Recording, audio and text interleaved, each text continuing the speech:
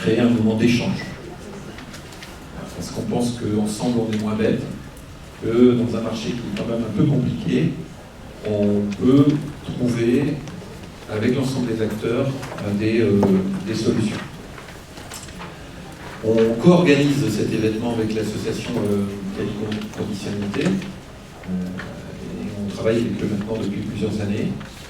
On réfléchit, on agit, on essaye d'anticiper les choses pour amener modestement notre pierre à l'édifice de la rénovation énergétique et à son financement. Pour nous, Crédit Foncier, c'est un positionnement, je dirais, logique. On est un acteur qui finance l'immobilier, qui finance des travaux. On y reviendra de façon détaillée tout à l'heure dans une des tables rondes qui est le financement. On fait ça depuis longtemps. Le Crédit Foncier a été créé à une époque pour financer les grands travaux de Paris. On a dû créer les boulevards. Le Crédit Foncier a financé tout ça. Donc financer la rénovation, ça fait quelques temps, parce que c'était il y a maintenant presque 170 ans que cette entreprise-là concourt à financer de la rénovation. Au-delà de... Je pense que ce marché, il reviendra tout à l'heure, il ne souffre pas d'une problématique d'offres. Il y a des gens qui savent rénover, il y a des gens qui savent financer, et puis on a tous inventé des solutions de financement de plus en plus souples. Je pense que ce qui pose sans doute problème, c'est la manière dont on distribue ensemble cette offre-là aux particuliers, entre autres. C'est le plus compliqué pour mener à bien les travaux de rénovation, et particulièrement de rénovation énergétique. Mais les gens qui vont intervenir tout à l'heure vont aborder ces sujets-là.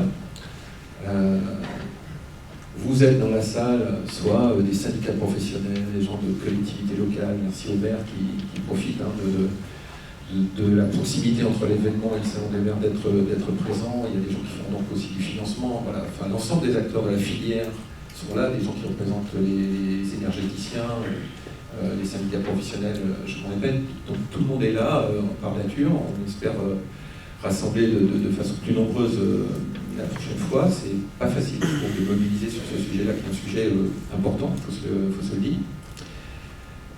Je pense qu'ensemble, il faut qu'on se penche vraiment sur ce sujet de distribution. Et je vous le disais, je pense que le Crédit Foncier, on a un positionnement logique pour être celui qui peut organiser la discussion sur ce sujet-là, parce que nous sommes génétiquement un acteur qui travaille avec les professionnels de l'immobilier. On a réalisé l'année dernière auprès des particuliers 7,5 milliards de production d'une veine. 85% de ces financements, donc ces acquisitions, sont faites avec des professionnels de l'immobilier. C'est-à-dire que c'est quelque part un constructeur maison individuelle qui nous dit tenez, monsieur Intel cherche un financement. Un agent immobilier qui nous dit voilà, monsieur Intel cherche un financement. Et on a là un mode de distribution intéressant. Il est également celui qui nous permet d'être le leader du financement des travaux pour les copropriétés. Et on travaille dans ce cadre-là avec les syndics de copropriété. Pardon. En même temps que je vous dis ça, je pense que ce modèle-là a de l'importance et qu'il perdurera. Mais quelque part, ce dont je suis convaincu, c'est que, en même temps, la façon dont on l'exerce, c'est-à-dire la manière dont on distribue du financement aujourd'hui pour financer soit une acquisition, soit des travaux, quand on parle en franglais, on dit du B2B, 2C. Une entreprise qui parle à une entreprise, un institutionnel qui parle à un client. Enfin, au fond, moi, et c'est ce qui guide ce qu'on est en train de faire au Crédit Foncier, je pense que c'est mort, c'est foutu.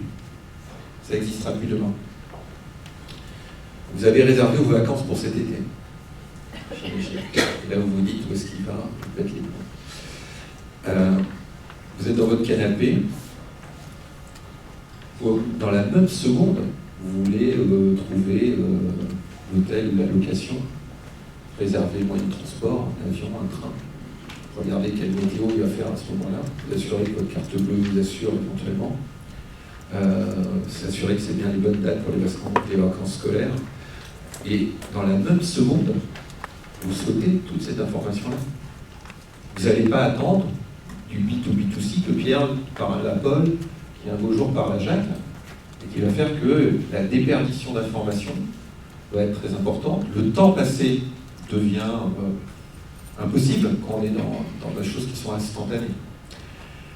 Donc nous, on réfléchit sur ces sujets-là en se disant comment demain on fait ça.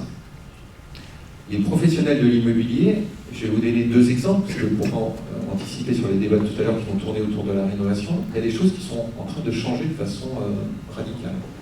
On travaille avec un acteur, je ne sais pas comment l'appeler exactement, dans la promotion immobilière. Je ne sais pas ce qu'est son métier. Ils ont créé une plateforme numérique pour recueillir des personnes qui sont candidates à l'acquisition d'un bien immobilier dans un secteur de Paris.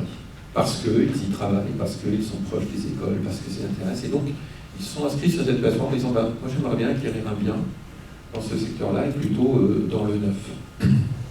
Ils avaient, sur le secteur concerné, ils avaient 3000 familles qui étaient inscrites. Puis un beau jour, ils disent ok, avec la collectivité locale, on a trouvé un terrain, on va construire un projet.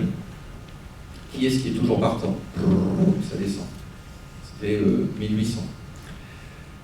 Puis, ce qu'il faut bien comprendre, c'est que les couples qui vont être présélectionnés, on les aide à faire ça sur chaque. Donc, ils ont dit je veux tant de mètres carrés.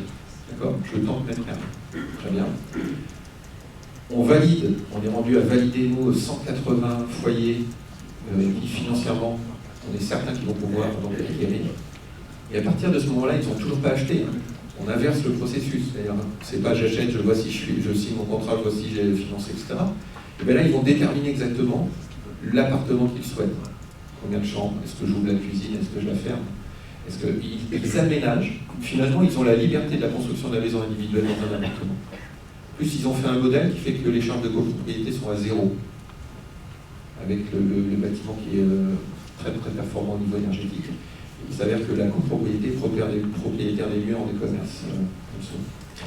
Je continue, pourquoi? Parce que là-dedans, au final, cette plateforme qui a recueilli les clients, elle va passer un contrat avec un promoteur pour lui dire s'il te plaît, construis. Ne commercialise pas ça, construis. Je peux vous dire que la valeur, elle n'est plus du tout au même endroit. Et on a un parcours client qui est complètement différent. On va pouvoir acheter dans le neuf, à Paris, en ayant l'appartement qu'on veut, en ayant dessiné soi-même les plans et ne pas avoir de charge de copropriété. Moi, j'achète. Premier exemple. Deuxième exemple, je voyais les représentants de la FNIM, Benoît Fauchard et Sylvie Romane, merci d'être là. On est en train de travailler avec eux à l'intérieur d'un site de vente immobilier qui s'appelle Bien Ici. Je ne sais pas si vous avez ça en tête. Génial. Merci. Mais il faut leur dire à eux, qu'est-ce qu'ils sont des professionnels de l'ancien et aussi du neuf, qui se voyaient finalement désintermédiés par des sites comme Se Loger, qui venaient leur dire tiens, tu vas rigoler, mais ça augmente tous les mois. Mais ils se sont dit mais est-ce que c'est pas à nous d'aller parler directement aux clients? Et finalement, ils ont créé leur propre site. Et tous les professionnels de l'ancien et du neuf ont été capables de se mettre d'accord avec une gouvernance spécifique pour aller offrir directement au client final une offre qui est différente, qui tourne autour de la géolocalisation, qui tourne autour du service. Pourquoi je vous donne ces exemples-là? Parce que je pense que dans le marché de la rénovation énergétique, le sujet qui doit nous préoccuper, c'est comment on distribue. Parce que je pense qu'on a... il y a des gens, je me répète, il y a des produits pour financer, et je ne pense pas qu'il y ait de problème avec ce sujet. La question, c'est comment on est capable de s'intercaler entre tous les acteurs existants et d'aller parler directement à la personne qui a son besoin de rénovation. Quand on attendait pour le café, je disais que je suis rentré chez moi il y a quelques semaines et j'ai vu que mon père avait fait changer ses fenêtres. Et que je lui ai demandé s'il avait bénéficié de quoi que ce soit, d'une aide, je n'en rien du tout. Alors, ma belle-sœur m'a dit, mais c'est parce que tu lui parles pas assez souvent, c'est de ta faute. Mais là, je me dis, mais mince, mais qu'est-ce qui se passe? Qu'est-ce qui se passe? Et donc, pourquoi je vous raconte ces petites histoires, ces petits éclairages? Parce que c'est notre conviction forte à nous, Crédit Foncier, que le monde va changer et que la façon dont on doit tous ensemble distribuer, je ne sais pas si le terme est juste, mais apporter une offre qui est complexe, elle doit changer. Et il faut qu'on trouve des initiatives pour le faire, et que si on ne le fait pas, des acteurs comme celui que j'évoquais dans le monde de la promotion immobilière vont être capables de venir s'intercaler entre les acteurs existants du marché en amenant des parcours clients, en amenant une plus-value au client final, qui va faire que les acteurs traditionnels vont voir leur marge diminuer, et que, je me dis aussi pour les collectivités locales, qui n'est pas forcément un acteur logique, je pense, dans la démarche du particulier en disant ok, je vais m'adresser à ma mairie pour faire des travaux de rénovation. Mon père, je prends l'exemple, il était directement voir son artisan qu'il connaît depuis 15 ans, qui était à côté. Le gars, il avait pas, je ne sais pas où sont passés les C2 aussi en même. Je pense que le sujet il est là.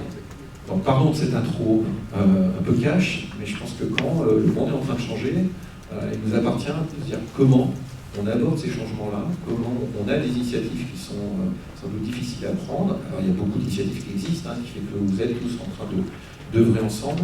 Ma conviction, c'est qu'il faut se focaliser sur la manière dont on fait cette offre où l'ensemble des intervenants sont capables de parler dans la meule seconde à la personne qui a besoin de rénovation. Et c'est pour ça que sur l'image de l'invitation, on a mis la tablette.